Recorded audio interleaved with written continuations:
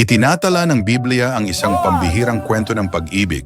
Si Ruth at Boaz hindi sila nagkita sa palasyo ni sa isang marangyang pagdiriwang kundi sa mga bukirin. Tahimik at mapagpakumbaba si Ruth sa paggani ng mga natirang butil upang lamang mabuhay. Siya ay isang dayuhan, isang biyuda, walang katiyakang hinaharap, tanging pananampalataya lamang na magbibigay ang Diyos. Napansin siya ni Boaz, tinanong siya tungkol sa kanyang buhay at pakinggan ang kanyang kwento.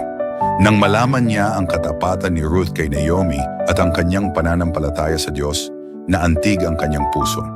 Pinili ni Boaz ang kabutihan bago ang romansa.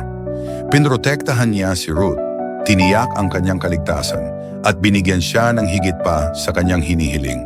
Tumugon si Ruth ng may kababaang loob at pasasalamat, hindi mayabang o may karapatan lamang.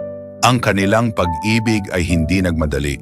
Lumago ito sa paggalang, pagsunod at sa kaayusan ng Diyos. Sinunod ni Ruth ang gabay ni Naomi, sumunod si Boaz sa batas ng Diyos, at sa pagsunod na yon, inihanda ng Diyos ang kanilang mga puso. Sa tamang panahon, tinubos ni Boaz si Ruth, hindi lamang bilang asawa, kundi bilang tagapagpanumbalik ng kanyang hinaharap. Ang nagsimula bilang pakikibaka sa bukirin ay naging isang kwento ng pag-ibig, pagtubos at pamana. Para sa mga naghihintay, ang kwentong ito ay nagbubulong ng pag-asa. Hindi lahat ng kwento ng pag-ibig ay puno ng drama sa simula. Ang ilan ay nagsisimula sa tahimik na pagsunod, sa hindi nakikitang katapatan, sa pang-araw-araw na pagtitiwala. Kung kayang gawing pag-ibig ng Diyos ang pagkawala ni Ruth, kaya rin niyang gawing maganda ang iyong paghihintay.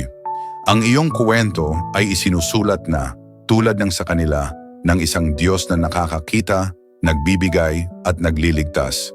Gantihin nawa ng Panginoon ang iyong gawa at bigyan ka nawa ng lubos na ganting pala ng Panginoon, ng Diyos ng Israel, sa ilalim ng mga pakpak niya ang iyong kakanlungan.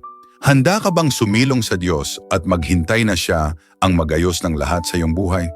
Kung nais mo pang makilala ang Diyos ng higit, mag-iwan ka lamang ng komento o magpadala ng mensahe sa akin.